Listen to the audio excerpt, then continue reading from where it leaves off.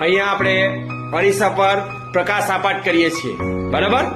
અને પ્રકાશનો પરાવર્તન થઈને આ બોલ પર પડે છે. આ ઘટનાને શું કહેવામાં આવે છે? પ્રકાશનું પરાવર્તન. અરીસા પરથી અહીંયા પ્રકાશ પરાવર્તન પામે છે, જોયું છે? બરાબર. આ ટોર્ચ પરથી પ્રકાશ અરીસા પર જાય ને અરીસા પરથી પરાવર્તન પામીને પ્રકાશ આ વ્હાઇટ બોર્ડ પર પડે છે. આ ઘટનાને પ્રકાશનું પરાવર્તન કહેવામાં આવે છે. લેઝર ટોર્ચને અરીસા પર પાડીએ છીએ, બરાબર? તમને જોશો કે અરીસા પરથી આ લેઝરનો જે પ્રકાશ છે તે પરાવર્તન પામીને આ વ્હાઇટ બોર્ડ પર દેખાતો છે. દેખાય છે? દેખાય છે ને?